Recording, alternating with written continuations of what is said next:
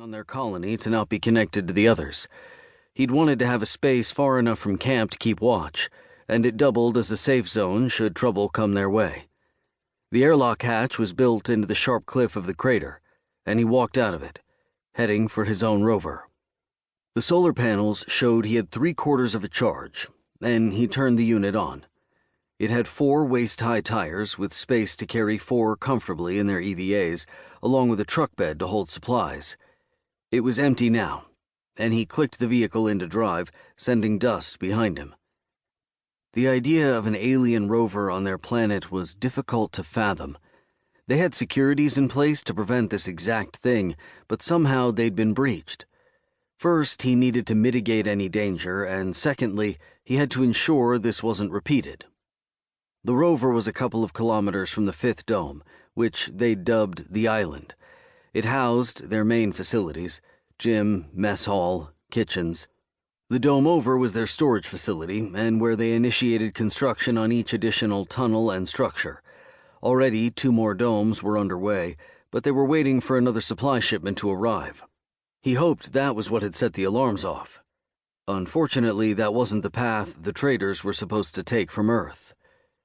Brandon slowed as he approached the island and drove around the far edge, glancing at the sky.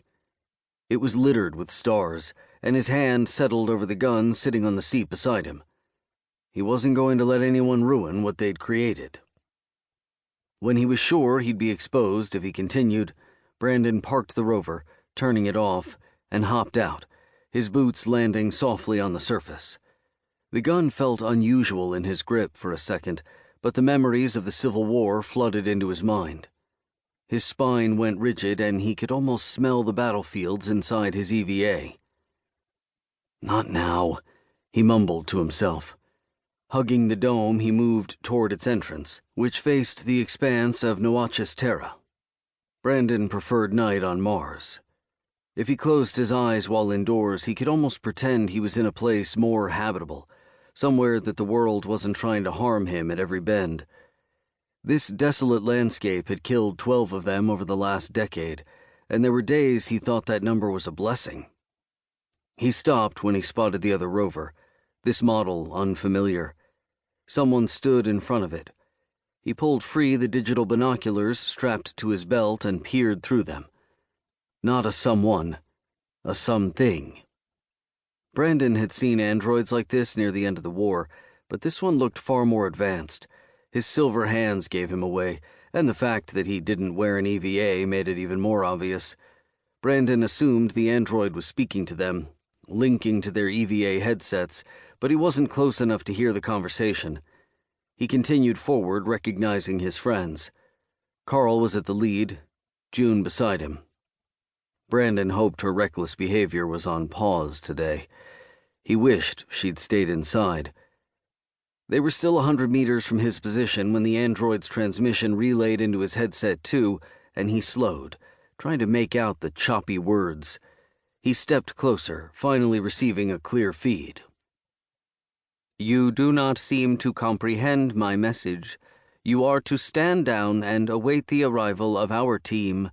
You will be kept alive if you cooperate," the robot told them with a neutral tone.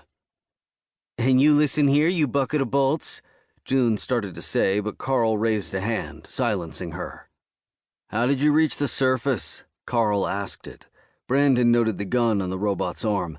It was built into its forearm, and the android was likely extremely quick on the draw. "That is none of your concern. This colony is hereby unsanctioned by President Gordon Basher on behalf of Earth and its residents. You have been labeled insurgents and will be treated as such," the android said.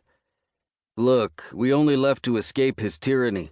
We aren't harming anyone," Carl pleaded, and the robot stepped closer. "You have misspoken of our leader and will be brought to justice." The bot's arm lifted, and Brandon made his move. He bounded across the empty space between them, using his years of training to pass the distance in seconds. The android turned to face him, sending a blast. Brandon jumped, using the low gravity to his advantage, and spun in the air, rolling forward as he struck the ground. His weapons tracked on the android, firing twice. The first blast.